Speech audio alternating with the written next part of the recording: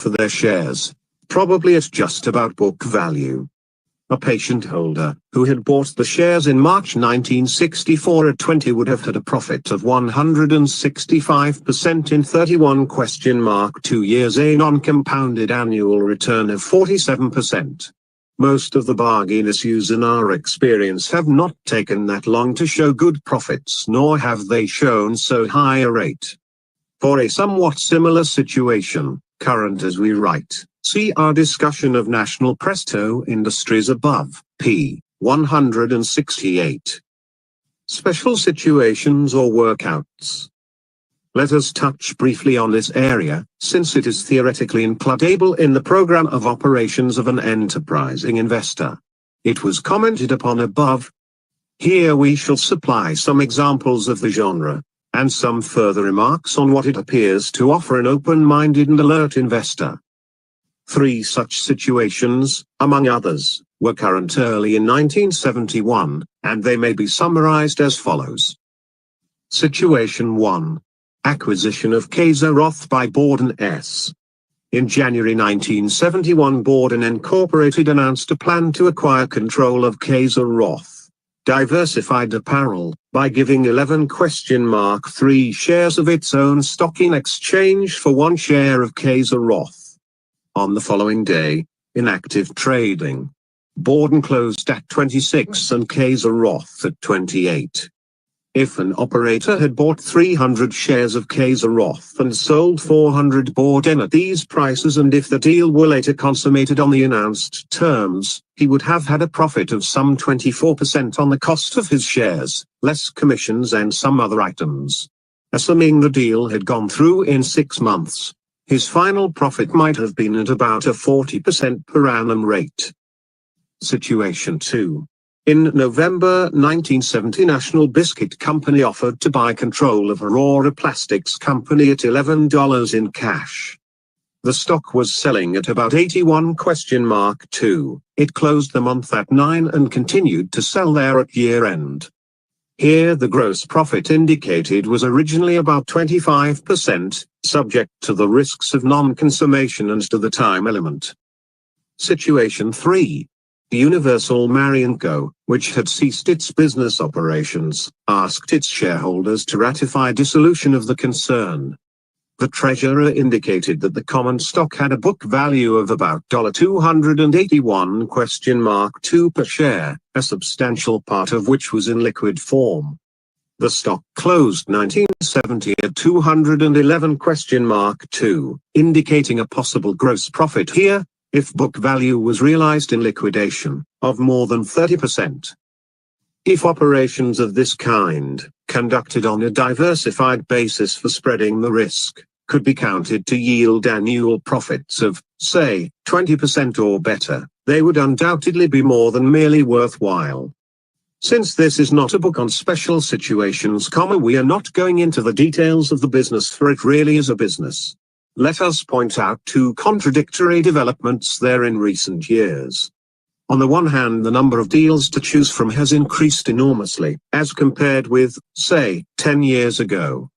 This is a consequence of what might be called a mania of corporations to diversify their activities through various types of acquisitions, etc. In 1970, the number of merger announcements aggregated some 5,000. Down from over 6,000 in 1969.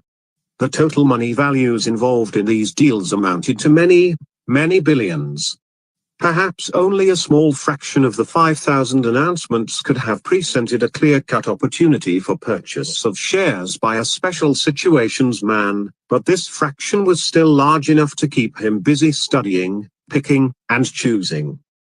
The other side of the picture is that an increasing proportion of the mergers announced failed to be consummated. In such cases, of course, the aim for profit is not realized, and is likely to be replaced by a more or less serious loss. Reasons for non-success are numerous, including antitrust intervention, shareholder opposition, change in market conditions, unfavorable indications from further study, inability to agree on details, and others. The trick here, of course, is to have the judgment, buttressed by experience, to pick the deals most likely to succeed and also those which are likely to occasion the smallest loss if they fail. As discussed in the commentary on Chapter 7, merger arbitrage is wholly inappropriate for most individual investors. Further comment on the examples above. Kaiser Roth. The directors of this company had already rejected, in January 1971, the Borden proposal when this chapter was written. If the operation had been undone immediately, the overall loss, including commissions, would have been about 12% of the cost of the Kaiser Roth shares. Aurora Plastics. Because of the bad showing of this company in 1970, the takeover terms were renegotiated and the price reduced to $101?2. The shares were paid for at the end of May. The annual rate of return realized here was about 25%. Universal Marion. This company promptly made an initial distribution in cash and stock worth about $7 per share, reducing the investment to say $141?2. However, the market price fell as low as 13 subsequently, casting doubt on the ultimate outcome of the liquidation. Assuming that the three examples given are fairly representative of workout or arbitrage opportunities as a whole in 1971, it is clear that they are not attractive if entered into upon a random basis. This has become more than ever a field for professionals, with the requisite experience and judgment. There is an interesting sidelight on our Kaiser Roth example. Late in 1971 the price fell below 20 while Borden was selling at 25, equivalent to 33 for Kaiser Roth under the terms of the exchange offer. It would appear that either the directors had made a great mistake in turning down that opportunity or the shares of Kaiser Roth were now badly undervalued in the market. Something for a security analyst to look into. Chapter 16. Convertible issues and warrants. Convertible bonds and preferred stocks have been taking on a predominant importance in recent years in the field of senior financing. As a parallel development, stock option warrants, which are long-term rights to buy common shares at stipulated prices, have become more and more numerous. More than half the preferred issues now quoted in the Standard & Poor's stock guide have conversion privileges, and this has been true also of a major part of the corporate bond financing in 1968-1970. There are at least 60 different series of stock option warrants dealt in on the American Stock Exchange. In 1970, for the first time in its history, the New York Stock Exchange listed an issue of long-term warrants, giving rights to buy 31,400,000 American telephone and telephone shares at $52 each. With Mother Bell now leading that procession, it is bound to be augmented by many new fabricators of warrants. As we shall point out later, they are a fabrication in more than one sense. In the overall picture, the convertible issues rank as much more important than the warrants, and we shall discuss them first.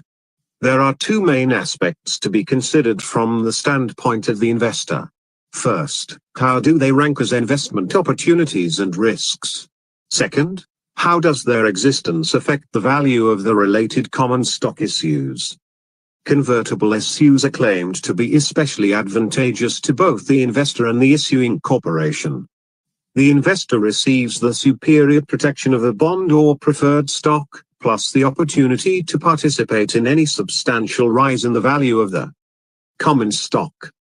The issuer is able to raise capital at a moderate interest or preferred dividend cost. And if the expected prosperity materializes, the issuer will get rid of the senior obligation by having it exchanged into common stock. Thus both sides to the bargain will fare unusually well. Obviously the foregoing paragraph must overstate the case somewhere, for you cannot by a mere ingenious device make a bargain much better for both sides. In exchange for the conversion privilege, the investor usually gives up something important in quality or yield, or both. One conversely, if the company gets its money at lower cost because of the conversion feature, it is surrendering in return part of the common shareholders' claim to future enhancement. On this subject there are a number of tricky arguments to be advanced, both pro and con. The safest conclusion that can be reached is that convertible issues are like any other form of security, in that their form itself guarantees neither attractiveness nor unattractiveness. That question will depend on all the facts surrounding the individual issue. We do know, however, that the group of convertible issues floated during the latter part of a bull market are bound to yield unsatisfactory results as a whole. It is at such optimistic periods, unfortunately, that most of the convertible financing has been done in the past. The poor consequences must be inevitable, from the timing itself, since a wide decline in the stock market must invariably make the conversion privilege much less attractive and often, also, call into question the underlying safety of the issue itself. As a group illustration, we shall retain the example used in our first edition of the relative price behavior of convertible and straight, non-convertible, preferreds offered in 1946, the closing year of the bull market preceding the extraordinary one that began in 1949.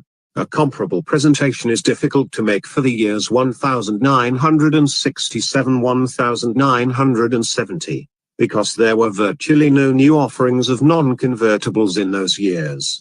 But it is easy to demonstrate that the average price decline of convertible preferred stocks from December 1967 to December 1970 was greater than that for common stocks as a whole, which lost only 5%. Also, the convertibles seem to have done quite a bit worse than the older straight preferred shares during the period December 1968 to December 1970, as is shown by the sample of 20 issues of each kind in Table 16.2. These comparisons would demonstrate that convertible securities as a whole have relatively poor quality as senior issues and also are tied to common stocks that do worse than the general market except during a speculative upsurge. These observations do not apply to all convertible issues, of course. In the 1968 and 1969 particularly, a fair number of strong companies used convertible issues to combat the inordinately high interest rates for even first-quality bonds. But it is noteworthy that in our 20-stock sample of convertible preferreds only one showed an advance and 14 suffered bad declines. The conclusion to be drawn from these figures is not that convertible issues are in themselves less desirable than non-convertible or straight securities. Other things being equal, the opposite is true. But we clearly see that other things are not equal in practice and that the addition of the conversion privilege often perhaps generally betrays an absence of genuine investment quality for the issue. It is true, of course, that a convertible preferred is safer than a common stock of the same company, that is to say, it carries smaller risk of eventual loss of principal. Consequently, those who buy new convertibles instead of the corresponding common stock are logical to that extent. But in most cases the common would not have been an intelligent purchase to begin with, at the ruling price, and the substitution of the convertible preferred did not improve the picture sufficiently. Furthermore, a good deal of the buying of convertibles was done by investors who had no special interest or confidence in the common stock, that is, they would never have thought of buying the common at the time, but who were tempted by what seemed an ideal combination of a prior claim plus a conversion privilege close to the current market. In a number of instances this combination has worked out well, but the statistics seem to show that it is more likely to prove a pitfall. In connection with the ownership of convertibles there is a special problem which most investors fail to realize. Even when a profit appears, it brings a dilemma with it. Should the holder sell on a small rise? Should he hold for a much bigger advance? If the issue is called, as often happens when the common has gone up considerably, should he sell out then or convert into and retain the common stock? Let us talk in concrete terms. You buy a 6% bond at 100, convertible into stock at 25, that is, at the rate of 40 shares for each $1,000 bond. The stock goes to 30, which makes the bond worth at least 120, and so it sells at 125. You either sell or hold. If you hold, hoping for a higher price, You are pretty much in the position of a common shareholder, since if the stock goes down, your bond will go down too. A conservative person is likely to say that beyond 125 his position has become too speculative, and therefore he sells and makes a gratifying 25% profit. So far, so good. But pursue the matter a bit. In many cases where the holder sells at 125, the common stock continues to advance, carrying the convertible with it, and the investor experiences that peculiar pain that comes to the man who has sold out much too soon. The next time, he decides to hold for 150 or 200. The issue goes up to 140 and he does not sell. Then the market breaks and his bond slides down to 80. Again, he has done the wrong thing. Aside from the mental anguish involved in making these bad guesses, and they seem to be almost inevitable, there is a real arithmetical drawback to operations in convertible issues. It may be assumed that a stern and uniform policy of selling at 25% or 30% profit will work out best as applied to many holdings. This would then mark the upper limit of profit and would be realized only on the issues that worked out well.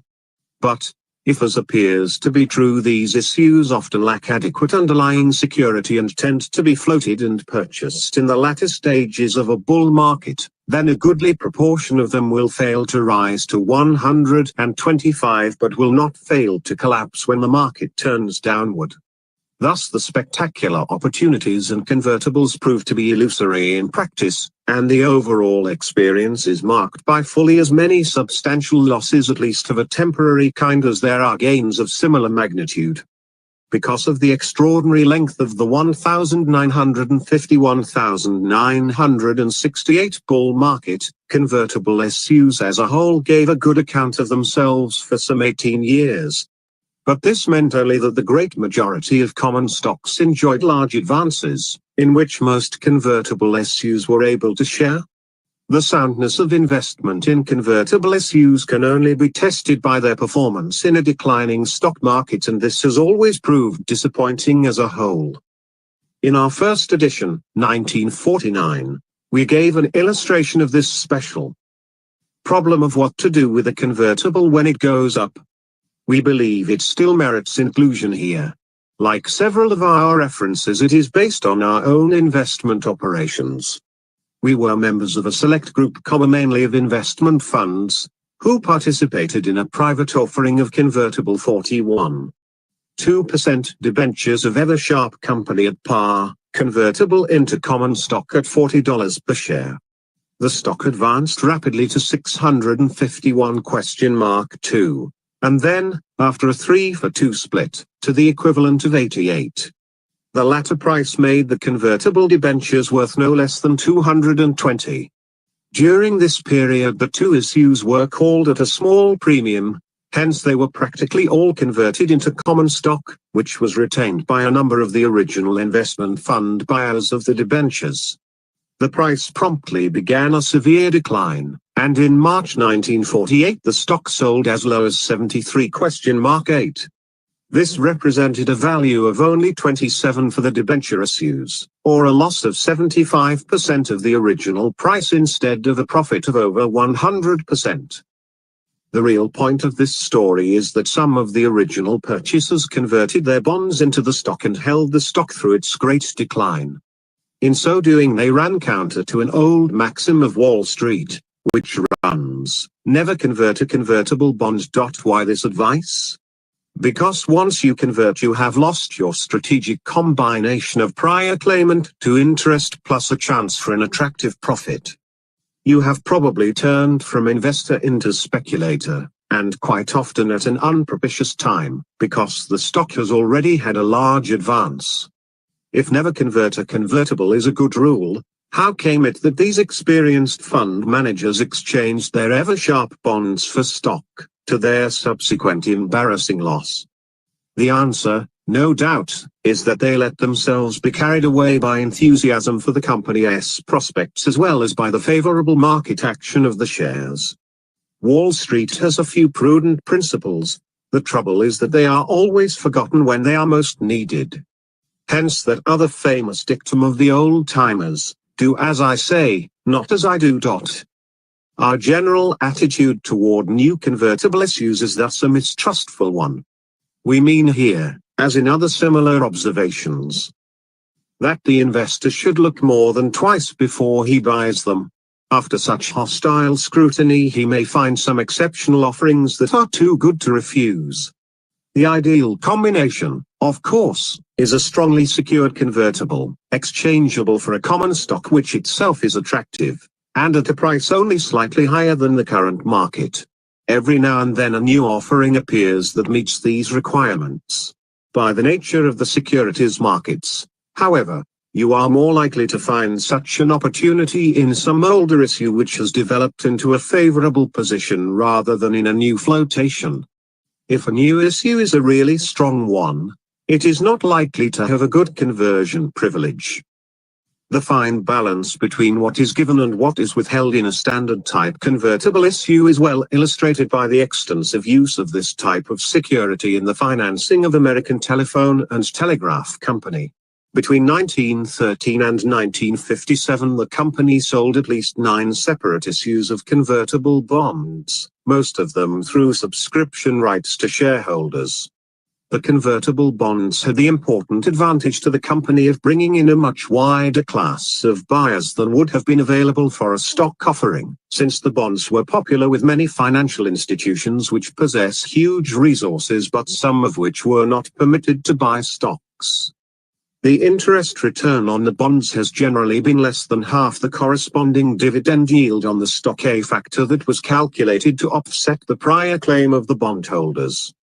Since the company maintained its $9 dividend rate for 40 years, from 1919 to the stock split in 1959, the result was the eventual conversion of virtually all the convertible issues into common stock. Thus the buyers of these convertibles have fared well through the years, but not quite so well as if they had bought the capital stock in the first place. This example establishes the soundness of American Telephone and Telegraph, but not the intrinsic attractiveness of convertible bonds. To prove them sound in practice, we should need to have a number of instances in which the convertible worked out well even though the common stock proved disappointing. Such instances are not easy to find. Effective convertible issues on the status of the common stock. In a large number of cases, convertibles have been issued in connection with mergers or new acquisitions. Perhaps the most striking example of this financial operation was the issuance by the NVF Corporation of nearly $100 million of its 5% convertible bonds, plus warrants, in exchange for most of the common stock of Sharon Steel Company. This extraordinary deal is discussed below, pp. 429-433. Typically the transaction results in a pro forma increase in the reported earnings per share of common stock. The shares advance in response to their larger earnings, so-called, but also because the management has given evidence of its energy, enterprise, and ability to make more money for the shareholders. But there are two offsetting factors, one of which is practically ignored and the other entirely so in optimistic markets. The first is the actual dilution of the current and future earnings on the common stock that flows arithmetically from the new conversion rights. This dilution can be quantified by taking the recent earnings, or assuming some other figures, and calculating the adjusted earnings per share if all the convertible shares or bonds were actually converted. In the majority of companies the resulting reduction in per share figures is not significant. But there are numerous exceptions to this statement, and there is danger that they will grow at an uncomfortable rate. The fast expanding conglomerates have been the chief practitioners of convertible legerdemain. In Table 16.3 we list 7 companies with large amounts of stock issuable on conversions or against warrant stock. Indicated switches from common into preferred stocks. For decades before, say, 1956, common stocks yielded more than the preferred stocks of the same companies. This was particularly 412. True if the preferred stock had a conversion privilege close to the market. The reverse is generally true at present. As a result, there are a considerable number of convertible preferred stocks which are clearly more attractive than the related common shares. Owners of the common have nothing to lose and important advantages to gain by switching from their junior shares into the senior issue. Example: a typical example was presented by Studebaker Worthington Corporation at the close of 1970. The common sold at $57, while the $5 convertible preferred finished at $871?2. Each preferred share is exchangeable for 11?2 shares of common, then worth $851?2. This would indicate a small money difference against the buyer of the preferred. But dividends are being paid on the common at the annual rate of $1.20, or $1.80 for the 11?2 shares, against the $5 obtainable on one share of preferred. Thus the original adverse difference in price would probably be made up in less than a year, after which the preferred would probably return an appreciably higher dividend yield than the common for some time to come. But most important, of course, would be the senior position that the common shareholder would gain from the switch. At the low prices of 1968 and again in 1970, the preferred sold 15 points higher than 11?2 shares of common. Its conversion privilege guarantees that it could never sell lower than the common package. 2. Stock option warrants. Let us mince no words at the outset. We consider the recent development of stock option warrants as a near fraud, an existing menace, and a potential disaster. They have created huge aggregate dollar values out of thin air. They have no excuse for existence except to the extent that they mislead speculators and investors. They should be prohibited by law, or at least strictly limited to a minor part of the total capitalization of a company. For an analogy in general history and in literature, we refer the reader to the section of Faust Part 2, in which Goethe describes the invention of paper money. As an ominous precedent on Wall Street history, we may mention the warrants of American and Foreign Power Co., which in 1929 had a quoted market value of over $1 billion, although they appeared only in a footnote to the company's balance sheet. By 1932 this $1 billion had shrunk to $8 million, and in 1952 the warrants were wiped out in the company's recapitalization even though it had remained solvent. Originally, stock option warrants were attached now and then to bond issues, and were usually equivalent to a partial conversion privilege. They were unimportant in amount, and hence did no harm. Their use expanded in the late 1920s, along with many other financial abuses, but they dropped from sight for long years thereafter. They were bound to turn up again, like the bad pennies they are, and since 1967 they have become familiar instruments of finance. In fact, a standard procedure has developed for raising the capital for new real estate ventures, affiliates of large banks, by selling units of an equal number of common shares and warrants to buy additional common shares at the same price. Example: in 1971 Cleve Trust Realty investors sold 2,500,000 of these combinations of common stock, or shares of beneficial interest, and warrants, for $20 per unit. Let us consider for a moment what is really involved in this financial setup. Ordinarily, a common stock issue has the first right to buy additional common shares when the company's directors find it desirable to raise capital in this manner. This so-called preemptive right is one of the elements of value entering into the ownership of common stock, along with the right to receive dividends, to participate in the company's growth, and to vote for directors. When separate warrants are issued for the right to subscribe additional capital, that action takes away part of the value inherent in an ordinary common share and transfers it to a separate certificate. An analogous thing could be done by issuing separate certificates for the right to receive dividends, for a limited or unlimited period, or the right to share in the proceeds of sale or liquidation of the enterprise, or the right to vote the shares. Why then are these subscription warrants created as part of the original capital structure? Simply because people are inexpert in financial matters. They don't realize that the common stock is worth less with warrants outstanding than otherwise. Hence the package of stock and warrants usually commands a better price in the market than would the stock alone. Note that in the usual company reports the per share earnings are, or have been, computed without proper allowance for the effect of outstanding warrants. The result is, of course, to overstate the true relationship between the earnings and the market value of the company's capitalization. The simplest and probably the best method of allowing for the existence of warrants is to add the equivalent of their market value to the common share capitalization, thus increasing the true market price per share. Where large amounts of warrants have been issued in connection with the sale of senior securities, it is customary to make the adjustment by assuming that the proceeds of the stock payment are used to retire the related bonds or preferred shares. This method does not allow adequately for the usual premium value of a warrant above exercisable value. In Table 16.4 we compare the effect of the two methods of calculation in the case of National General Corporation for the year 1970. Does the company itself derive an advantage from the creation of these warrants, in the sense that they assure it in some way of receiving additional capital when it needs some? Not at all. Ordinarily there is no way in which the company can require the warrant holders to exercise their rights, and thus provide new capital to the company, prior to the expiration date of the warrants. In the meantime, if the company wants to raise additional common stock funds, it must offer the shares to its shareholders in the usual way, which means somewhat under the ruling market price.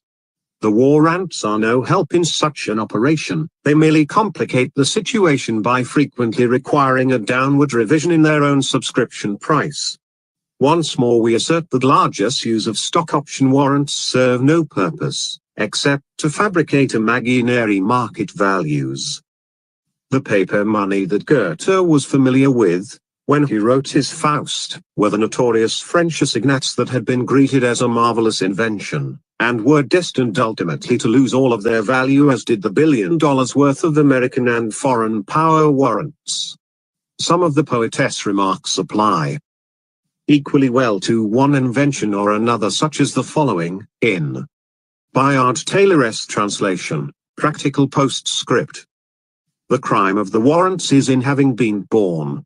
Once born they function as other security forms, and offer chances of profit as well as of loss. Nearly all the newer warrants run for a limited time, generally between 5